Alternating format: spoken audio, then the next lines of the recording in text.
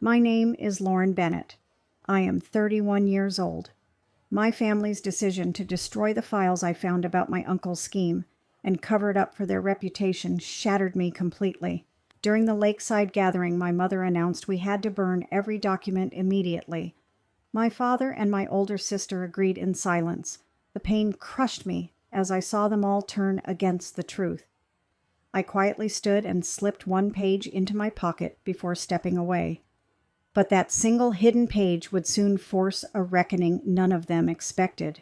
I remember standing there on the deck of our family lake house in the quiet suburb, outside Madison, Wisconsin, the water lapping gently behind me, while the voices from the picnic table carried on like nothing had happened.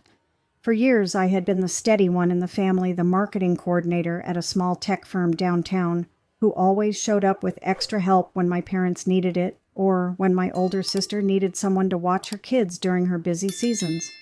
I never complained. That was just how things were.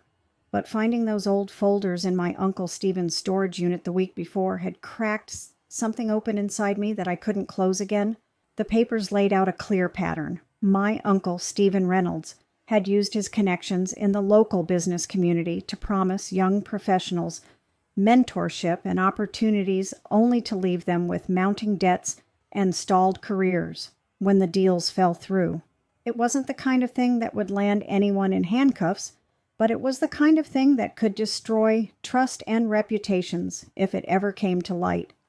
I had brought the files to the gathering, hoping we could talk about doing the right thing, maybe even helping the people he had hurt. Instead, my mother had taken one look at the stack and decided for all of us, "Lauren, we are not letting this blow up the family name." My mother said that afternoon, her voice calm but final, as she gathered the papers into a neat pile on the picnic table. "Your Uncle Stephen has been through enough with his health. The family has to come first. We burn these tonight and we move on." My father Richard sat beside her, staring at his hands, offering nothing but a slow nod. My older sister Megan Lawson leaned back in her chair, arms crossed, and added, "You've always been the one to stir the pot, little sister. This time, just let it go. It's not worth it." The words landed like stones in my chest. I felt the old familiar guilt rising, the same guilt they had used for years whenever I tried to set a boundary. But this time it felt different. This time it was about more than just me. Later that evening, my cousin Amanda Hayes pulled me aside near the boathouse. Amanda had always been the one I could count on for honest talks, the cousin who lived 2 streets over and knew all our family quirks. "Lauren, I saw some of those papers too when I was helping clean," she whispered, glancing back toward the house. "I get why you're upset, but maybe they're right. If this gets out, it could affect your job at the firm. People talk in a small community like this." Her words stung because part of me knew she was right about the gossip. But then my Aunt Carol Simmons walked up, wine glass in hand, wearing that tight smile she always used when she was about to deliver a jab. "Oh, Lauren, always playing the hero," she said with a light laugh that didn't reach her eyes. "You act like you're the only one who cares about right and wrong. The rest of us are just trying to keep this family afloat. Burn the papers and stop making everything about you." The sarcasm cut deep, but I kept my face neutral. I could feel the page folded in my pocket like a secret heartbeat. I had made my quiet choice the moment I slipped it away, and now I had to live with whatever came next. The next morning, the pressure started building in small ways. My brother Ryan Bennett stopped by my apartment, unannounced, coffee in hand, looking uncomfortable. "Mom called me last night," he said, shifting from foot to foot on my porch. "She's worried you're going to make this bigger than it needs to be. Uncle Stephen is family, Lauren. We protect our own." I poured him a cup and listened, but inside I was already calculating how long I could keep the page hidden before someone noticed it was missing. The tension hung in the air between us, like the humidity off the lake. By midweek, my Aunt Carol had started the whispers. I heard from a coworker at the marketing firm that someone at the community center had mentioned Lauren Bennett is causing trouble again with old family business. The words traveled fast in our suburb. I felt the isolation settling in the way the family could turn the whole neighborhood against me with just a few careful conversations. Then came the first real shock. My cousin Amanda texted me late one night. I tried to stay out of it. But Uncle Stephen asked me directly if I knew anything. I didn't lie, Lauren. I'm sorry. The message sat on my screen like a warning light. The cousin I thought might back me up was already wavering. That same night, my phone rang with a number I didn't recognize. When I answered, a young woman's voice on the other end said quietly, "I heard you might have some old paperwork from Mr. Reynolds. I was one of the people he promised to help years ago. Is it true you found something?" I froze the hidden page, suddenly feeling heavier in the drawer where I had moved it. The voice sounded young, tired, and hopeful all at once. I didn't know what to say, but I knew one thing for certain. The family had no idea how far this was about to go. If your own family has ever chosen their image over doing the right thing and left you standing alone with the truth, drop a comment below and let me know. I'm not the only one carrying this weight. It helps more than you know. The following weekend, my mother called a second family meeting at the lake house. This time, everyone was there. My father, my older sister Megan, and her husband Kyle, my brother Ryan, my Aunt Carol, my cousin Amanda, and even my Uncle Stephen, looking frail but determined. The moment I walked in, my mother fixed me with that steady gaze I had known since childhood. "Lauren, we all know you kept one page," she said without preamble. "Your Uncle Stephen told us the stack was short. Hand it over. This ends tonight." The room went still. My Aunt Carol gave a small, satisfied nod, as if she had been waiting for this moment. My cousin Amanda looked at the floor, no longer meeting my eyes. The pressure wrapped around me like the humid summer air outside, and I felt the familiar pull of guilt trying to drag me back into line. But the page was still safe in my apartment, and I wasn't ready to let it go. Not yet. The room went still as my mother stood there with her hand outstretched across the picnic table, waiting for me to hand over the missing page like it was the most natural thing in the world. My father shifted in his chair but said nothing, his silence louder than any shout. My older sister crossed her arms tighter and gave me that familiar, disappointed look she had perfected over the years, the one that always made me feel like the difficult child who never quite measured up. My mother tilted her head slightly, her voice dropping into that calm, measured tone she used when she knew she had the upper hand. "Lauren, you've always loved playing the martyr, haven't you? Dragging up old business that no one else wants to touch. Your uncle has been nothing but good to this family, and here you are, ready to burn it all down over a few pieces of paper. Hand it over so we can finally put this behind us." The words stung sharper than I expected because they carried the weight of every time I had been the one asked to step up to stay quiet, to put the family first, while everyone else moved on. My Aunt Carol leaned forward from her seat by the window, swirling her glass with a small smirk. "Oh, come on, we all know how this goes with you. Always the one with the big principles, until it actually costs something. Do you really want the whole neighborhood whispering about us again? Your job at the marketing firm won't survive if clients start asking questions about family scandals." My cousin Amanda, who had been quiet until now, finally spoke up from the corner of the room. She twisted her hands in her lap and avoided my eyes. "I didn't want to get involved, Lauren, but after that phone call you got last night, the one from that young woman, I overheard you on speaker when you stepped outside. If more people start coming forward because of that page, it won't just be Uncle Stephen who suffers. It could drag all of us down. Please just give it back and let us handle it quietly." I felt the walls closing in the same way they always did when the family circled the wagons. My brother stood near the doorway, looking torn, but ultimately stepping closer to my mother's side. "She's right, you know. Mom and Dad have worked too hard to keep our name clean in this town. One page isn't worth losing everything we've built. Think about your older sister's kids and how this could affect them at school if rumors start flying." The guilt they wove around me felt almost physical, like a rope, tightening slowly with every reasonable-sounding word. I wanted to scream that this wasn't about being a martyr. It was about the young woman on the phone who had sounded so tired and hopeful, the one who said my uncle had promised her a future and then left her buried in debt and broken trust. But I held my tongue because I could already see how any defense would be twisted into another example of me stirring trouble. Instead, I took a slow breath and met my mother's gaze. "I'm not handing anything over until we at least talk to a few of the people he hurt. They deserve that much. This isn't just old paper. It's real lives that got damaged. My Uncle Stephen, sitting pale in the armchair, finally spoke in a weak voice that somehow still carried authority. "Lauren, I never meant for any of it to go this far. But dragging it all out now won't fix anything. It'll only hurt the people who are still here trying to move forward. Your mother is only trying to protect us all." My older sister let out a short laugh that had no warmth in it. "Protect us? That's rich coming from you, little sister.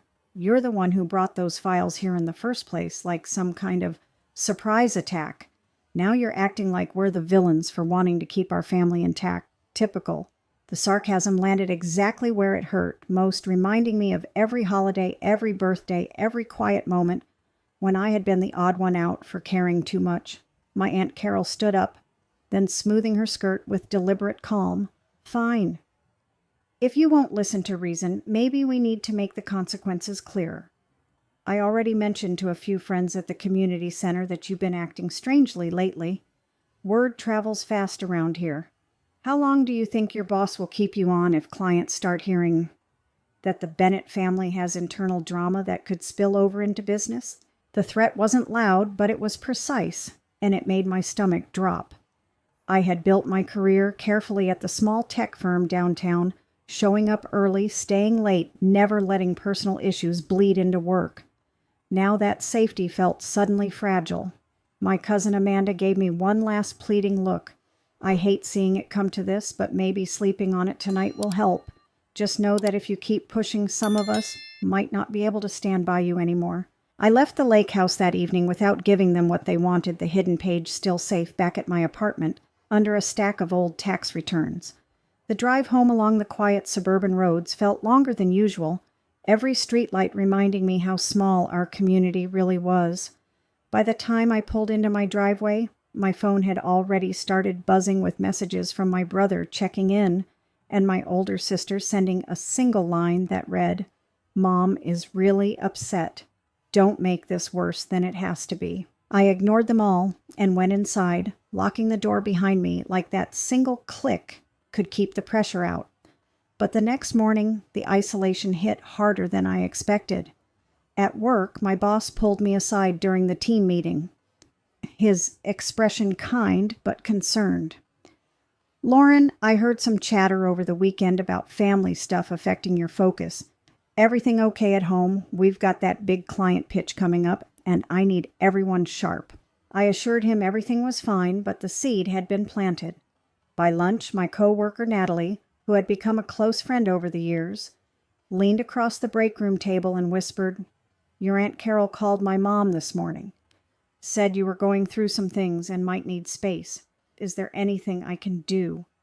The fact that my aunt had reached out to Natalie's family showed just how far the whispers were spreading already. That afternoon, the young woman from the phone call texted me a short message with her name attached, Rachel Klein. She asked if we could meet for coffee sometime, no pressure, just to talk about what I might have found. I stared at the screen for a long time, my thumb hovering over the reply button. Part of me wanted to delete it and pretend none of this existed. The other part knew that deleting it would mean becoming exactly what my family wanted me to be. The real turning point came 3 days later, when my mother showed up at my apartment, unannounced, my father waiting in the car downstairs. She didn't yell or demand. She simply sat on my couch and spoke in that quiet voice that always carried more weight than shouting ever could. "Lauren, I love you. But if you force this issue, you're choosing to walk away from all of us. Your older sister already said she won't bring the kids around if this keeps going. Your brother is talking about moving out of state just to get away from the drama. Is one old page really worth losing your entire family?" Her eyes held real tears, and for a moment I almost broke, almost reached for the drawer and handed everything over. But then I thought about Rachel Klein and the other names I had seen in those files, people whose futures had been quietly erased, while my uncle kept his reputation intact. I told my mother I needed more time to think. She left without another word, but the look she gave me as she closed the door felt final in a way I couldn't shake. That night, I moved the page to a safer spot, sealing it inside an old book on my shelf. I told myself I was just buying time, but deep down I knew the family had already started closing ranks without me. The silence from my cousin Amanda and the growing distance from my older sister told me everything I needed to know. The pressure was working exactly as they planned. Then, just as I was about to turn off the lights, my phone lit up with a new message from an unknown number. It was short, direct, and chilling in its simplicity. "We know you still have it. Return it by tomorrow, or we make sure everyone in town learns exactly why you're really doing this. Your choice, Lauren." I stared at the screen, heart pounding, realizing the family had escalated beyond quiet guilt trips. Someone had decided threats were necessary now, and I still had no idea how far they were willing to go. The threatening text sat on my screen like a shadow.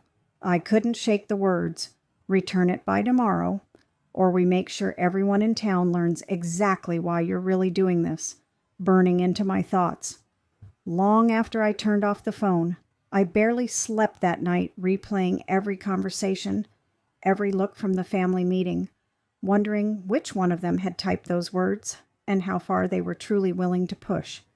By morning, I knew I couldn't keep carrying this alone, so I drove straight to the little coffee shop downtown where I had agreed to meet Rachel Klein, the young woman whose voice had first made the files feel real. She was already there when I arrived, sitting in the corner booth, with her hands wrapped around a mug like it was the only steady thing left in her life.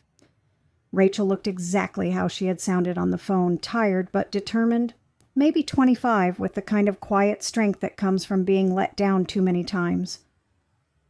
"Thank you for coming," she said softly as I slid into the seat across from her. "I didn't know who else to reach out to after your uncle stopped answering my calls years ago. Those promises he made, they cost me my savings and 2 years of my career. If you really have proof, it could help me and a couple others finally move on." I told her about the page about the gathering, about the threats, and for the first time since I'd found the files, I felt like someone actually understood why I couldn't just let it go. Rachel listened without interrupting, then leaned in close. "Your family has been protecting him for a long time, Lauren. I hate to say this, but I heard from one of the others. He hurt that your mother was the one who helped smooth things over back then. She even took a cut from some of the referral fees to keep the complaints quiet." I didn't want to believe it, but the paperwork I still have shows her name on a couple of the transfers. The words hit me harder than any threat. My mother, the same woman who had always preached about family loyalty, had known. She hadn't just covered for my uncle, she had benefited. The realization settled in my chest like cold water, making every guilt trip she had ever given me feel like a calculated move. I sat there stunned, the coffee growing cold between us, while Rachel waited for me to say something. All I could manage was a quiet, "I need to handle this my way," but inside I was already cracking. That same afternoon, my mother called again, her voice steady on the line like she had rehearsed every word. "Lauren, we know you met with that girl today. Your Aunt Carol saw you at the coffee shop. This has gone far enough. Come to the lake house tonight. We'll end this as a family the way we always have." There was no question in her tone, only the quiet command I had heard my whole life. I almost said no, but the thought of Rachel's tired eyes and the hidden page in my apartment made me agree. I told myself I was going to confront her, to lay everything out and finally force the truth into the open. The drive back to the lake house felt heavier than any I had ever made. When I walked in, the whole group was waiting again. My father in his usual chair, my older sister standing by the window with her arms folded, my brother leaning against the counter, my Aunt Carol sipping her wine with that same tight smile, my cousin Amanda looking anywhere but at me, and my Uncle Stephen sitting smaller than before. My mother stood at the head of the table, the one who had clearly called everyone together, and she didn't waste time. "Lauren, you've always been the one who thinks she knows better than the rest of us." My mother began her words sharp and deliberate, each one landing like a well-aimed jab. "But this time, your little crusade is hurting people who actually matter. We built this family's name through hard work and loyalty, and you're ready to tear it down over some old paperwork and a stranger's story. Hand it over tonight, or accept that you're choosing to walk away from all of us. Your job, your place here, everything you've relied on, it all disappears if you force our hand." My father nodded slowly beside her, silent as always. My older sister jumped in right after, her voice laced with the same sarcasm I had grown up hearing. You love playing the hero little sister, but heroes don't destroy their own family. Think about what you're doing to the kids. Think about what people will say when they hear you're dragging us through the mud for attention." My Aunt Carol set her glass down with a soft click. "We already had to explain to a few neighbors why you've been acting so erratic lately. One more push, and your boss will hear the same story. Do you really want to test how long that marketing job lasts when clients start asking questions?"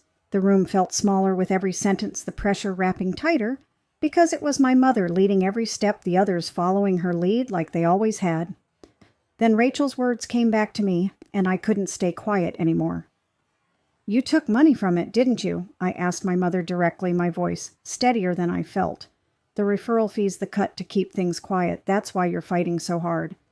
This isn't about protecting the family. It's about protecting your own share." For the first time that evening, my mother's calm cracked just a little.